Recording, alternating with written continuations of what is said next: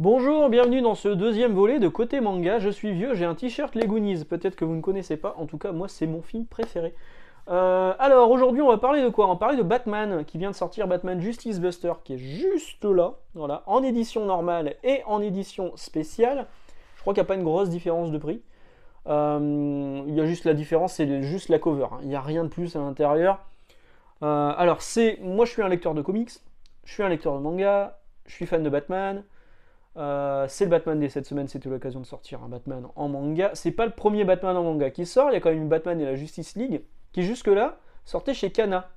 Et Kana fait partie du groupe d'Argo, le même groupe auquel appartient Urban Comics. Donc ça me semblait logique en fait que ça sorte chez Kana. Sauf que celui-ci ne sort pas chez Kana, il sort chez Pika Edition. Pika Edition, anciennement Manga Player pour les plus vieux d'entre vous, d'entre nous. Donc c'est un peu étonnant que ça sorte chez eux. Pas tellement compris pourquoi ça n'est pas sorti chez Kana. Bref, Batman Justice Buster, c'est le numéro 1, il y aura un numéro 2, je crois que ça va pas plus loin. C'est un peu une relecture des origines du Joker et de Robin, donc c'est pas non plus... en fait, c'est les premières années de Batman, c'est la troisième année d'activité de Batman, de Bruce Wayne sous le costume de Batman. Le costume de Batman, en fait, c'est une armure qui fait vachement penser plus à un Sentai que vraiment à, à son costume classique, hein. Où est-ce qu'on le voit là? Bon, on le voit là. Hop, hop. Bon, je vais vous montrer là. Donc, ici, on le voit en train de courir sur un toit, donc il a vraiment une armure, il est en train de combattre Firefly, hein. On le voit juste ici, et vous constatez qu'il n'a pas de cape, alors que Batman, il est plus habitué à avoir une cape. On lui fait la réflexion un peu plus loin. Il y a un moment, il a besoin de planer, donc sa cape, elle est bien là, elle est ici. Et on lui dit, ah, la cape, c'est cool, tu devrais l'utiliser plus souvent. Et lui, il répond, ouais, mais pour combattre, c'est quand même pas pratique. C'est pas pratique, mais ça fait quand même une paire d'années qu'il s'en sert de sa cape dans les comics. Là, ok. Donc, est-ce que ça plaira aux fans de comics? Non. Non, bah, clairement pas. Est-ce que ça plaira aux fans de manga? J'ai quand même un doute aussi dessus. Ce que j'ai bien aimé moi là-dedans, c'est le Joker. Là, c'est une bonne idée, le Joker, qui au début est un peu un vigilante, un peu comme Batman, mais plus violent. Ouais, plus violent. Le Joker, il n'a pas le visage complètement déformé pour l'instant. Peut-être que ça va venir. Il a un masque, voilà. Il a un masque comme celui-ci. Voilà. Il est plutôt populaire auprès de la population. Ok. Moi, pour le coup, il m'a plus fait penser avec son imperméable comme ça, là. Est-ce qu'on va le revoir mieux quelque part? Je pense que oui. Il m'a plus fait penser à Hush pour les lecteurs de comics, Batman Silence. Alors, ça a été traduit Silence en français, j'ai jamais compris pourquoi. Moi, je préfère la version originale. Ouais, il y a Deathstroke qui apparaît aussi pour les connaisseurs. Deathstroke apparaît là. Et donc, le Joker, il est un peu allié avec Batman. C'est un peu bizarre de se dire ça. Mais du coup, ça peut être intéressant par la suite de voir comment ça va évoluer, comment leurs relations à eux deux vont évoluer là-dessus. Maintenant, ça c'est sympa. Le fait que Bruce Wayne a une intelligence artificielle qui l'aide dans son combat et laisse un peu de côté Alfred d'ailleurs, on sent qu'il est un peu deg. Et l'intelligence artificielle s'appelle Robin. Ok. C'est-à-dire que dans les comics, il y a Jocasta en fait qui est là, qui est Barbara Gordon, la fille du commissaire Gordon, qui lui donne un coup de main et qui utilise l'informatique et qui utilise le pseudo de Jocasta. Là, c'est juste une intelligence artificielle qui s'appelle Robin. Bon, ok. Personnellement, je vous le recommanderais pas si vous êtes fan de comics, je vous le recommanderais pas des masses non plus si vous êtes fan de manga. Il y a bien meilleure lecture de Batman en ce moment, en plus à pas cher dans la collection Urban Nomad. Si vous êtes si vous êtes lecteur de manga et que vous voulez découvrir le personnage de Batman, faites pas ça. Prenez plus La Cour des Hiboux qui est disponible à 5€ ou 7,90€, je crois que c'est 5,90€ dans la collection Urban Nomad, c'est des petits formats aussi, un peu ce format là en fait, hein. Le format manga un peu plus grand. À pas cher et en couleur. Là, pour le coup, c'est une vraie découverte du personnage de Batman. Enfin, c'est vraiment des bonnes histoires du personnage de Batman. Je vous invite plus à lire ça que lire le Batman Justice Buster qui, pour l'instant, me laisse un peu complètement froid. C'est pas complètement nul, hein. Attention, c'est pas ce que j'ai dit, mais quand j'ai refermé le volume, je me suis dit qu'est-ce que ça apporte au mythe de Batman, et est-ce que c'était bien nécessaire de sortir un manga comme ça sur Batman. Bon, maintenant, si vous craquez, sachez que dans vos librairies, en quantité limitée, il y a cet ex-libris qui est offert pour tout achat de l'édition normale ou de l'édition spéciale avec sa variante cover. J'avais rien d'autre à vous préciser là-dessus. Non, je ne crois pas. Si, on voit Clark apparaître à un moment, donc Superman, mais sous les traits de Clark Kent. Voilà, donc ça c'était pour le Batman Justice Buster. Autre grosse lecture qui est sortie là récemment, et qui parlera aussi aux plus anciens, c'est Dynamic Heroes. Alors Dynamic Heroes, il est sorti... En fait, l'année dernière, il y a le Goldorak qui est sorti, refait par des Français, avec un style qui faisait un peu penser à la fois au franco-belge et aux comics, donc un style complètement différent du trait qu'on lui connaissait dans le dessin animé, et qui a cartonné. Enfin, vraiment, ça a été l'une des grosses ventes de fin d'année. Les vieux de la vieille ont tous eu un Goldorak comme ça sous le sapin. Bon, là du coup l'éditeur japonais s'est dit il y a du pognon à se faire, on va faire la vraie suite de Goldorak avec Gonagai, le créateur original, qui va signer le scénario, mais comme il n'a pas envie de dessiner, on va demander à un dessinateur un peu moins connu, enfin que moi je connaissais moins en tout cas, de faire les dessins. Tout est en couleur, voilà, tout est en couleur. Mais alors le rendu, il est pas fou. Il est pas fou. Je vais vous montrer quand même. On voit Goldorak, on le voit vraiment sur la fin. Hein. C'est-à-dire qu'en fait, c'est un gros crossover, un gros melting pot de tous les personnages les plus connus créés par Gonagai. Donc il y a Devilman, il y a Cutie Oni chez Rimiel en France. Il y a Grandizer c'est Goldorak. Il y a Mazinger Z, il y a Getter Robot. Enfin bref, il y en a quand même une paire. Hop, Goldorak, on le voit ici. Vous voyez le rendu graphique. Ça rappelle effectivement ce qu'on a connu dans les dessins animés de Goldorak, mais pour un lecteur de manga d'aujourd'hui, c'est hyper daté. Hein. Puis le rendu des couleurs. Vous aurez constaté aussi qu'en librairie, si vous êtes rendu en librairie, il y a deux versions, une version rouge et une version bleue. La différence, c'est que la version rouge, c'est les noms et les attaques, les noms des personnages et les attaques françaises. Voilà, donc Fulgur au point, etc., Actarus, Alcor, Phénicia, et par contre la version bleue c'est les noms et attaques japonaises d'origine. Donc Alcor c'est pas Alcor, par exemple c'est Koji. Goldorak c'est pas Goldorak, c'est Grandizer. Voilà, donc c'est la différence entre le bleu et le rouge. Le sens de lecture, il est en sens de lecture japonais, donc ça va un peu chambouler les gens qui ont acheté le livre Goldorak, la BD Goldorak l'année dernière. Et parfois, comme il y a Cutie Oni, il y a forcément un petit peu de boob et de fesses, et beaucoup de fanservice. Et voilà. Sincèrement, je l'ai lu. Ça se termine en plus connement. Alors ce sera sur 4 tomes. Hein. Mais enfin, je vous montre la dernière page, il n'y a pas de spoil. Voilà. Ça se termine là, c'est même pas écrit à suivre dans le numéro 2, c'est écrit derrière, mais ça se termine bêtement, on a l'impression qu'il manque des pages. Voilà. Il y aura 4 volumes de ça. 4 volumes à 30 € pièce, 29,95 €. Alors ok, c'est des grands formats, ok, c'est tout en couleur. Moi je trouve ça trop cher. Moi qui ai connu Goldorak, je suis quand même de 1976, Goldorak c'est de 78, Goldorak c'est un de mes dessins animés d'enfance, et qui aime beaucoup Goldorak. Je me suis rendu à une exposition Goldorak, je suis de Lille, je me suis rendu à une exposition Goldorak qui était quand même très décevante. Hein. Il y avait des trucs sympas, mais alors, l'exposé après qu'on nous a fait, merci. Hein. Je suis plutôt fan de Goldorak, la BD de l'année dernière je l'ai trouvé sympa, voilà, c'est pas non plus... La BD l'année dernière, c'est pareil, c'est comme pour Batman, était-ce bien nécessaire de vouloir faire une suite à Goldorak? Voilà. Bah là c'est pareil, on fait une suite à Goldorak, mais en mettant tous les autres personnages de Gonagai. Tant pis si ça c'est pas grave si on comprend pas pourquoi Devilman il est là, pourquoi machin. On verra, on s'en fout, le tout c'est qu'il s'amuse. 30 balles quand même, 4 volumes. Pour moi ça les vaut pas. Voilà, pour moi ça les vaut pas. Après à vous de voir hein, si vous craquez ou pas, mais en tout cas je le vends plutôt bien dans la librairie, et je pense que c'est pareil, c'est un truc qui va finir sous le sapin. Maintenant, est-ce que les gens qui auront acheté le premier tome, une fois qu'ils l'auront fini, vont acheter les 3 suivants? Franchement, je suis pas sûr. À la lecture du premier tome, je suis clairement pas sûr. Voilà, sinon, les sorties de la semaine. Enfin, moi, j'ai pas lu grand-chose cette semaine. J'ai Badascope and Dolphin, le 5e tome, c'est le dernier qui est arrivé, c'est chez Kazé. Et Kazé nous fait une offre, alors c'est l'un des derniers mangas estampillés Kazé, hein, vu qu'ils vont passer chez Crunchyroll, je vous en ai parlé la semaine dernière.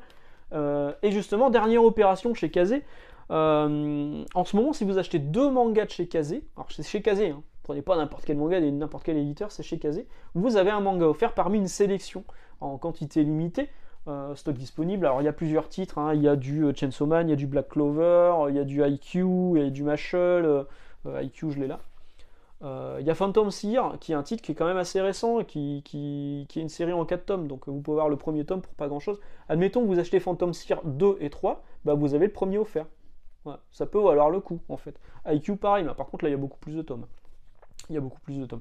Et bien c'est la dernière grosse opération de chez Kazé. Et du coup je me demandais, par rapport à l'année dernière, les mecs qui achètent ça, enfin qui achètent et qui l'ont gratos, est-ce qu'ils vont pouvoir demander à avoir une jaquette changée pour avoir le logo Crunchyroll et la nouvelle charte graphique une fois que ce sera sorti? Mauvais move Kazé. Alors ça c'est vraiment cool, hein. Le fait d'offrir des mangas, bah, c'est toujours un bon plan, puis c'est toujours recruter de nouveaux lecteurs pour des séries qui sont pas forcément connues. Moi IQ, j'étais plutôt intrigué, je me suis dit bon allez je vais le prendre, je vais lire le premier tome, si ça me plaît je continuerai la série. C'est le but de l'opération en fait. Maintenant, est-ce que tous les tomes seront suivis? Est-ce que machin? Enfin bref. Kazé en ce moment, c'est un peu difficile, donc... En tout cas, ça c'est une bonne chose. Je voulais vous parler de la nuit One Piece aussi. La nuit One Piece, ça s'est déroulé mardi dernier pour la sortie du tome 102 de One Piece. Pas d'édition collector sur ce tome 102. Il y aura une édition, enfin le tome 103 en fait sur le premier tirage, avant les rééditions. J'ai pas de One Piece là pour vous montrer, mais bref, admettons je vous montre sur IQ. Le titre sera en doré en fait. Il sera avec un liseré doré sur le titre du One Piece 103 sur le premier tirage. Si vous ne l'achetez pas tout de suite et que vous attendez un autre tirage derrière, bah, ce sera écrit One Piece classiquement sans le liseré doré. Mais pas d'édition collector. Ouf, enfin, Glénat a fait les choses bien pour le coup. Donc la New One Piece, ma librairie malheureusement, j'ai pas pu y participer.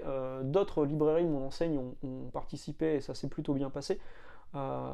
Parce que, alors pourquoi nous on n'a pas pu y participer? Parce que ma librairie est en centre commercial, elle est en galerie de centre commercial, et du coup les centres commerciaux, pour pouvoir participer, en fait les conditions de Glénat, c'est que la nuit One Piece démarrait à partir de 19h, parce que la plupart des librairies ferment à 19h, bon, la mienne elle ferme à 20h, ah dommage, à partir de 19h, sauf que normalement, je sais qu'il y a des gens qui ont un peu triché, on ne pouvait vendre le One Piece 102 qu'à partir de 22h. C'était dans les contrats avec Glénat. Voilà. Donc ça aurait voulu dire que moi, ma librairie, il aurait fallu qu'on prévienne le centre commercial qu'on restait ouvert plus tard. Il aurait fallu prévoir de la sécurité, donc payer des gens. Payer des gens de nuit, à partir de 22h, vous êtes payé de nuit. Et donc en plus de ça, on pouvait les vendre qu'à partir de 22h, donc ça voulait dire qu'on ouvre au moins jusqu'à 23h pour pouvoir servir les clients. Donc, chez nous, ça valait pas le coup de le faire, d'autant que le bonus qui était offert pour les gens qui participaient à la soirée One Piece, c'était une frise. Voilà. Tout le monde n'a pas été servi. Il y a des libraires qui participaient à la nuit One Piece qui ne nous ont pas reçus. Il y a eu des problèmes d'envoi, etc. Mais bref, normalement, ça sera résolu par la suite. Les libraires ont dû garder les coordonnées pour pouvoir appeler les clients une fois qu'ils reçoivent la frise, une fois qu'ils vont recevoir la frise. Sauf que la frise a un défaut. Voilà, la frise, c'est donc une illustration de One Piece en grand format. Là. Je vais vous prendre un truc pour vous montrer. Qu'est-ce que je peux vous montrer? Je vais vous prendre ça. Donc le truc de Batman, hein, voilà. Imaginez, c'est un grand format, mais en 2 fois ça, hein, voilà, plus grand. Sauf que, en fait, l'image, elle a été croppée. C'est-à-dire que l'image, elle a été agrandie pour que ça rentre dans le cadre, qu'il n'y ait pas de bord blanc, mais que ça soit complètement entier sur la frise. Sauf que l'image n'était pas assez grande pour remplir tout le truc. Donc du coup, ils ont dédoublé certains trucs en haut. Et on voit des espèces d'artefacts un peu dégueulasses. Il y a un moment, alors, je l'ai vu sur une vidéo d'une petite fille qui montrait à son père les défauts, c'est rigolo. Lui montrer, regarde le mât du bateau, là, bah tu l'as aussi là, et tu l'as aussi là, et tu l'as aussi là. La queue du truc, là, tu l'as aussi là, tu l'as aussi là, tu l'as aussi là. Pourquoi Glénat, ils ont pas fait juste un bord blanc en fait, ou un bord noir? Voilà, ça aurait résolu le problème. C'est dommage en fait, hein, d'avoir fait un truc aussi cool et d'avoir foiré le bonus. C'est con. Bon après, on va pas trop se plaindre, hein. De toute façon, vous mettez dans un cadre, il y aura un bord, vous verrez pas les bords, hein. Mais bref, c'est un peu con. C'est un peu con. Donc voilà pourquoi la New One Piece, certaines libraires ont participé, d'autres n'ont pas pu participer. C'est un peu dommage. Moi, j'aurais bien voulu y participer, mais ce sera pas pour cette fois. Dernière chose dont je voulais vous parler aujourd'hui, j'ai vu passer récemment un youtubeur que je ne citerai pas parce que je ne connais pas, j'ai pas noté le nom, et puis sincèrement on s'en fout, on n'est pas là non plus pour taper sur les doigts des gens, qui allait chez des libraires pour les filmer en caméra cachée et les noter. Notez leurs conseils. Ne faites pas ça. Pourquoi? Pourquoi? Si vous avez des questions sur comment ça se passe en librairie, demandez au libraire. Il va vous renseigner. D'autant qu'il y a été voir plusieurs librairies. Hein. Il y a eu la Fnac, il y a une librairie spécialisée manga, il y a une librairie généraliste. Et je crois qu'il y a eu 2 cas où il s'est rendu là-bas, il n'y avait pas de libraire BD qui était sur place. Oui, des fois on est en pause, des fois on mange, des fois on a juste un jour de repos. Et donc il y avait personne, donc il a demandé à quelqu'un d'autre de lui donner des renseignements, qui a fait ce qu'il pouvait, et il a noté en disant ouais, les renseignements n'étaient pas terribles, mais bon, je suis pas méchant, je vais quand même lui mettre 3 sur 5. Ne faites pas ça. Ne faites pas ça. Est-ce que je vais aller filmer chez mon boucher, chez tous les bouchers de la ville, et me dire voilà, il a pas été sympa, je vais lui mettre 2 sur 5 en accueil, ça, son steak haché n'était pas terrible. Non, arrêtez, faites pas ça. En plus de ça, notez sur des conseils. Je veux dire, chacun a sa façon de voir les choses. Qu'on me demande à moi des conseils sur un shonen ou un seinen et qu'on me demande le même conseil à ma collègue, la réponse sera pas forcément la même. On n'a pas les mêmes affinités avec la lecture. Donc cette vidéo, je l'ai pas trouvée honnête en fait. Je l'ai pas trouvée honnête. Et en plus de ça, le titre de la vidéo c'était les libraires manga vous arnaquent. En quoi on les arnaque? Parce qu'à un moment, il y a la question du prix qui est passé, en disant oui, ce libraire-là, il fait 5%, ce libraire-là, il fait pas 5%. Le prix du livre en France, du manga, du comics, de tout ce que vous voulez, il est fixe. C'est la loi Langue. Les 5%, c'est pas une obligation, on peut le faire. Dans la boîte où je travaille, on le fait en différé, c'est-à-dire que vous avez une carte qui est offerte, qui est gratuite à la demande. Une carte, même pas une carte, c'est dématérialisé. Et au bout de 100 euros d'achat, vous avez un bon de remise de 5 euros.